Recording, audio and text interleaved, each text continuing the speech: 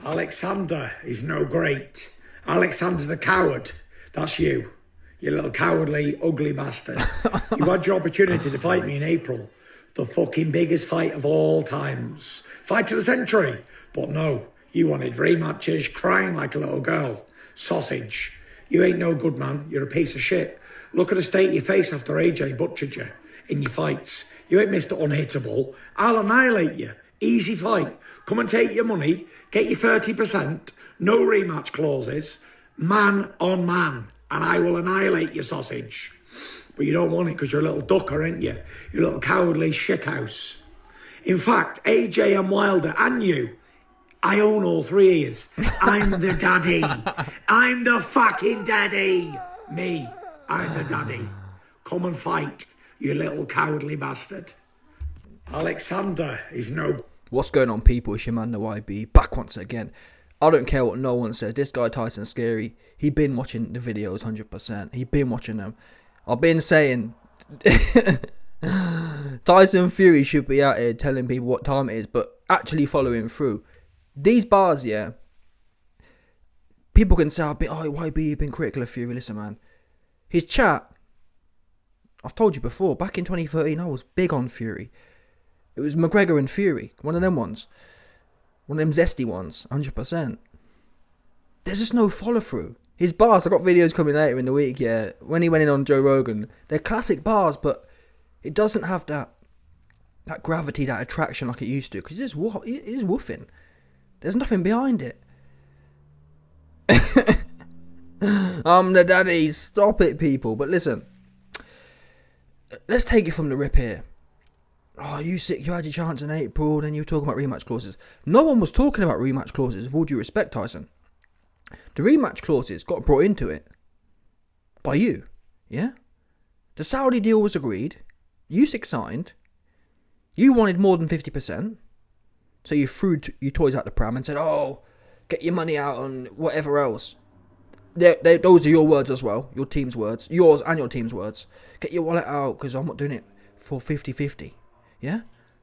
And then, bear in mind, at that time, if Fury could have got 60-40 from the Saudis, he'd have taken the fight with rematch clause. So the rematch clause was already done. Yeah, the rematch clause was never the issue in December. In fact, it was never the issue in April either. It was only an issue in April when Fury comes out, it's 70-30, take it or leave it. Usyk says yes. And then for the first time in history, we hear, oh, that rematch clause that every fight has. Let's not forget that, people. Please forgive me for this. Yeah? When Fury fought Vlad, rematch clause. When Fury fought Wilder, all the big fights, rematch clause. Fury ain't fought no one else, but you can bet your bottom dollar, if Fury was to fight Zhang, there'd be a rematch clause in it. Now, Fury can give it the big one, oh, yeah, no rematch clause. Listen, the reason Fury don't have rematch clauses, because you fight bombs, yeah? He didn't need a rematch clause properly. I don't even know. Maybe there was one. That's a scary thing. I'd love to know from Chisora. Chisora, did you have a rematch clause in your contract? Probably didn't, because Fury knew he was going to win. But this is the standard operating procedure. And I'm not a massive fan of rematch clauses, but I am when they make sense. And actually, of all the fights, this is one of the fights, it makes sense. Why? I'd hate, for example, yeah, for Fury to win in a controversial fight. Or even a close... Let's say Fury won legitimately, 115 to 113 against Usyk. I'd hate for Fury to win in that fashion, where it could have gone either way, or Usyk lost by one round, and then for Fury to swan off saying, I beat him, I don't need to fight him again. Because bear in mind, Fury knocked out Wilder. Now, I guess you can argue that's better. I've knocked him out, I don't need to fight him again. But Fury didn't want to fight Wilder because he already knocked him out. And we know this categorically because if Fury's argument was, well, I didn't want to fight Wilder the third time because I already took his soul, and I want to move on to a new soul, that would be all fair enough. But what's Fury done since beating Wilder the third time?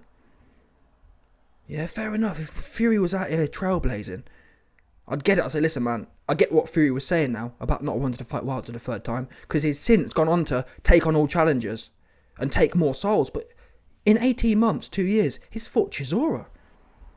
So don't tell me you can't fight Wilder a third time, but you want to fight Chisora a fifth time. That's essentially what happened here. What happened with the Wilder situation. how this all filters back is Fury has a history. He ducked Vlad's rematch clause. He tried to duck Wilder's rematch clause. Fury has in fact, the Vlad fight is a perfect example of why this fight needs a rematch clause. Fury kind of nicks the fight against Vlad and then runs off with his belt. Never to be seen again. I don't respect that. I believe certain champions, and I think Usyk's probably one of them, he beat the big buff dude, which historically doesn't mean a lot. But still, as far as this soft generation goes, beating AJ twice is worth something. You know what's there?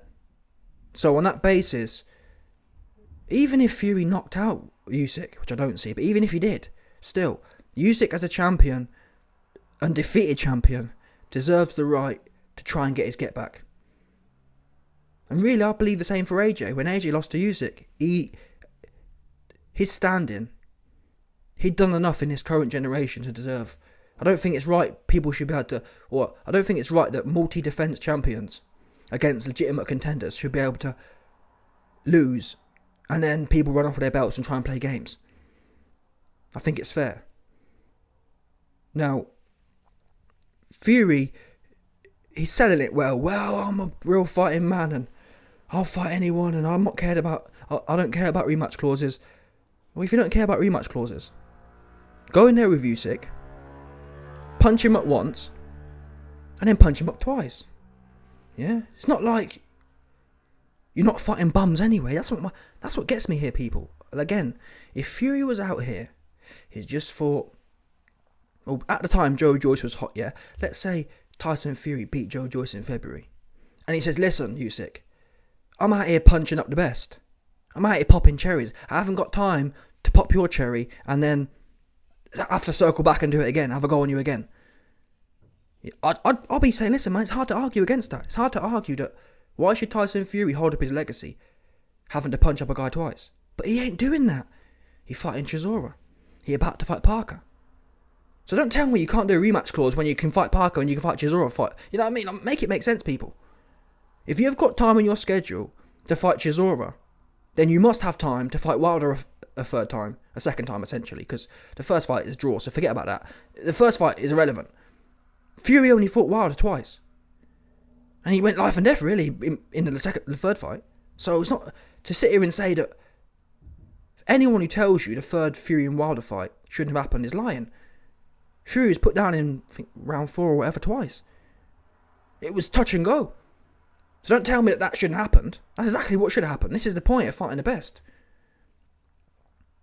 And I believe the best deserve 2 chances. Unless you're doing something that is unparalleled. Listen, like I said, I'm taking on all newcomers. Top newcomers. I haven't got time to be dealing with old heads I've already punched up. If that was a narrative, I can get behind it. But don't tell me you got Joe Parker coming up. And Chisora 6. Oh, but I'm fighting Chisora 6, so I can't give Usyk a rematch clause. Why can't you give Usyk a rematch clause? Now, on the other side, I kind of think to myself, I mean, at this point, we know Fury don't want it. So should Usyk completely cock himself and say, okay, 30%, okay, no rematch clause? I think not, no. I don't think. I think Usyk's bend should be 50-50, no rematch clause, or 70-30. Otherwise, what makes Fury so... You know what I mean? What makes him all-powerful in the game? Yeah, he brings the money, but Usyk ain't hurting for money. So the boxing fan in me thinks... Well, part of me, never mind boxing fan, part of me thinks Usyk should just try calling his bluff. Okay, no problem. Because I think Fury he'll find someone else. Fury won't come out and say something else. What will happen is, if Usyk said, I accept 70-30 and no rematch clause, yeah, Fury say, yeah, it's on. And then when it gets behind closed doors, the Frank Warren stuff, nothing would get on paper. That's how it would go, for sure. But so part of me thinks Usyk should kill the narrative. Yeah, no problem, we'll do it. Because this guy don't want it. Now, obviously, Simon Jordan will be on here saying, oh, in fact, that's the mad thing about Simon Jordan. And I wouldn't mind, but people rate the guy as well. It's like, oh, Simon going to stick it on him. The only people Simon be sticking it on is Conor Ben. That's the only guy I see him stick it on. He ain't stick it on Frank Warren. He ain't stick it on Tyson Fury. And with all due respect, Conor Ben's just a random dude. He ain't got no belts. He ain't holding up nothing. Ain't no one waiting for Conor Ben. But like I was saying, at one point, when Tyson Fury said 70-30, which was madness in itself, 70-30 values Tyson Fury at more than 2 times Usyk. Something like 2.1 or 2.2 times of Usyk. That's mind-blowing. When Usyk has the 3 belts. And maybe in clout, can you say, Fury has... I mean, Fury ain't... What massive pay-per-views has Fury done? You know what I mean? Come on now. I've never heard of these huge whopping pay-per-views that makes him this mega star. But whatever. Simon Jordan came out and then... So Usyk accepts 70-30, which was ridiculous. And then Fury says no rematch clause. And Simon Jordan saying, well, you know, I think Usyk should accept... No. How about Fury? If it's such an easy fight, yeah, I'm going to knock him out, he's a midget, he's ugly, he's small. Go and take 50%. Even 60%. Even 70%. Like I said, go and do it again. Make it make sense, people. Fury could say, listen, I'll give you a rematch clause, but I'm going to punch you up so indefinitely. I want a rematch in 4 months, because I ain't got time to hang around. Because time is the only thing we're talking about here, people. The only possible factor as to why Fury wouldn't want a rematch clause is as if it's holding him up. As if he's really active. People. He fought it once in the last 18 months against Chisora. All this guy has is time. And apparently he's training every day. I'm thinking, if you're training every day anyway, and you're going to punch Usyk up, you could literally fight back to back in 6 months, which would be, by the way, the most active Fury's ever been. When was the last time Tyson Fury fought 2 fights in 6 months? He could fight Usyk in July and Usyk in December or January. When was the last time Fury did that? He fought Wilder in 2021. He fought Wilder in 2020, 18 months apart. Then he fought a bunch of bums. Yeah, Fury's never actually... In fact, that's scary. Fury's never fought a top contender back to back. Whether that means rematches. In fact, he's only ever rematched bums. He ducked Vlad rematch. He ducked Wilder rematch. Tried to. All of them were like 10 years apart as well. So he's never actually, ever, defended his belts consecutively. Now, people, listen, I'm the first man to laugh at AJ, yeah, but to be fair to him, he was always fighting every 6 months to defend his belts against whoever's up next. Fury's never done it. He's never done it. Ever. The last time he had any sort of run was Wilder in 2020, February, and then Wilder in October, 18 months later, 2022. 2021. That's the most active he's been. 18 months apart. Oh, but YB, he fought Chisora in December and Wilder the year before. That's not a run. That's not consecutive. Consecutive is... Listen, I think Fury butchers Pulev and Povetkin, but AJ went on a run of Pulev, Povetkin, Ruiz, all them guys back to back to back to back. 6 months apart, every single one. And really, I'm trying to think, what bums were in there? What complete bums were in the AJ mix? Where was the Chisoras as such? People can say, why beat Chisora beat Pulev?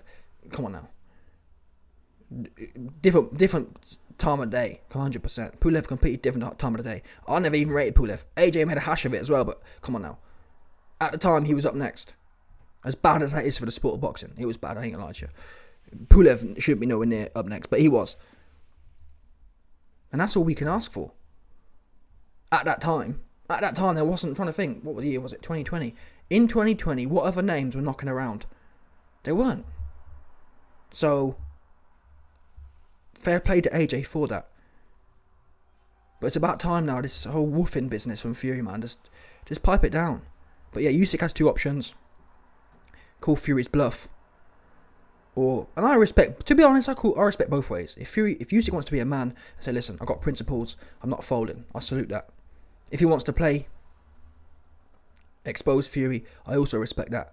Anyway, I mean, I don't know what to say, people. Let me know your thoughts. Smash the like button, subscribe, and like off the bell, 100%, no doubt about it.